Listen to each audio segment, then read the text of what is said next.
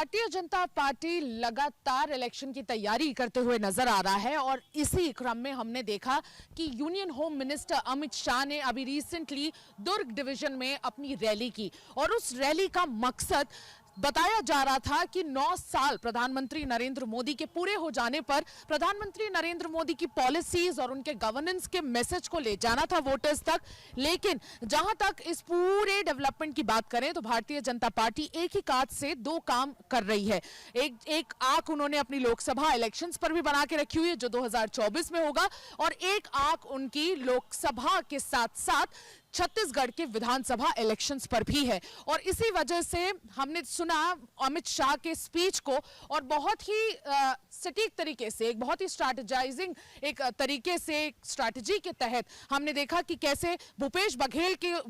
बघेल को निशाना साधने के साथ साथ वो लगातार राहुल गांधी पर भी निशाना साधते रहे। उन्होंने कहा कि भूपेश बघेल ने ऐसा कोई काम नहीं किया है जिससे जो जनता है वो खुश रहे और कांग्रेस को वापस सत्ता पर काबिज करे। वही उन्होंने ये सवाल भी दुर्ग डिवीजन के लोगों से पूछा कि राहुल गांधी 2024 में प्राइम मिनिस्टर होने चाहिए या नरेंद्र मोदी। तो बहुत सारे वोटर्स और जितने भी जो असेंबली के जो लोग थे जो वहां पर मौजूद थे, कार्यकर्ताओं के साथ साथ जो दुर्ग डिवीजन के जो लोग आए थे, उन्होंने चिल्लाकर नरेंद्र मोदी का नाम लिया। तो एक तरफ लोकसभा का भी मैसेज दिया और एक तरफ भूपेश बघेल पर निशाना साधते हुए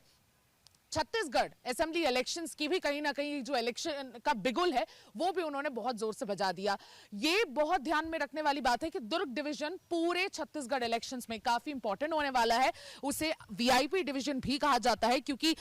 6 से 7 बड़े कांग्रेस के लीडर्स वहां से जीतकर 2018 में सत्ता पर काबिज हुए हैं। खुद चीफ मिनिस्टर भूपेश बघेल की पाटन सीट दुर्ग डिवीजन में आती है। अगर हम अनिला भेड़िया की बात करें, उनकी सीट भी वहीं से उसी डिवीजन में आती है। ताम्रध्वज साहू की दुर्ग सीट भी दुर्ग डिवीजन से ही आती है और ऐसे कई लीडर्स हैं जो इस वीआईपी डिवीजन से लड़ रहे हैं और इस बार इन्हें अपनी सीट बचाने में कितनी तकलीफ होगी इसी का आकलन करने के लिए यूनियन होम मिनिस्टर खुद अमित शाह दुर्ग डिवीजन पर आए थे। और इनफैक्ट इसी क्रम में अगर हम देखें, जेपी नड्डा भी बस्तर का दौरा करने वाले हैं और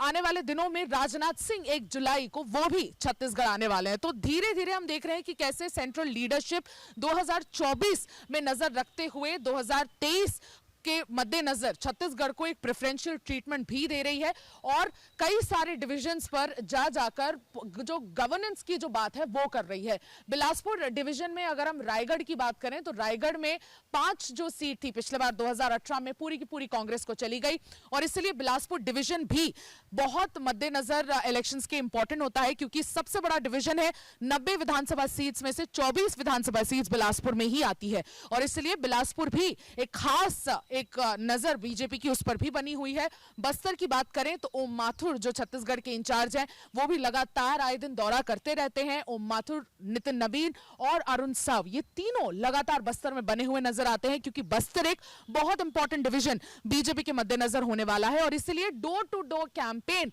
भी लगातार हर डिवीजन में किए जा रहे हैं। इस डोर टू डोर कैंपेन में जितने भी प्रोमिनेंट बीजेपी लीडर्स हैं वो वोटर्स के घर तक जाकर उन सारे लाभार्थियों से पूछ रहे हैं कि बीजेपी की ऐसी कौन सी पॉलिसी का उन्हें लाभ मिला हो। इनफैक्ट जनसंघ के पुराने लोगों से जुड़कर भी जो अभी बीते कुछ वक्त में बीजेपी से नाराज रहे हैं उन्हें भी वापस पार्टी के फोल्ड में लाने की कोशिश की जा रही है और उन्हें मनाने के लिए भी एक अभियान किया जा रहा है, कैंपेन किया जा रहा है। जितने भी बीजेपी के सीनियर लीडर्स हैं वो सीनियर जो कार्यकर्ता हैं जो आज की डेट में बीजेपी से नाराज हैं उन्हें मनाकर वापस बीजेपी के फोल्ड में लाने की कोशिश कर रहे हैं ताकि उनके एक्सपीरियंस को आने वाले इलेक्शंस में भुना सके। लेकिन बीजेपी के लिए सबसे बड़ा सवाल यही होगा कि क्या नरेंद्र मोदी या कमल पर लड़ेगी बीजेपी चुनाव, क्योंकि कांग्रेस ने इसी चीज पर निशाना साधते हुए इस बार पूछा कि बीजेपी का चेहरा है कौन। इस पूरे विधानसभा इलेक्शंस जो 2023 के अंत में हमको देखने को मिलेगा, बीजेपी किसके चेहरे पर चुनाव लड़ेगी? क्या नरेंद्र मोदी जो हमारे प्रधानमंत्री उनके चेहरे पर चुनाव लड़ा जाएगा या कमल के चिन्ह पे चुनाव लड़ा जाएगा? क्योंकि इस बार बीजेपी के लिए सबसे बड़ी चुनौती यही होगा कि भारतीय जनता पार्टी अगर सत्ता पे काबिज होती है तो सीएम फेस की कमी वो कहीं ना कहीं भारतीय जनता पार्टी को खल रही है और ये बहुत बड़ा चैलेंज भारतीय जनता पार्टी के लिए बना रहेगा। मैं सुमी राजपुन, वीडियो जर्नलिस्ट राघवेंद्र पांडे के साथ, चुनाव आज तक।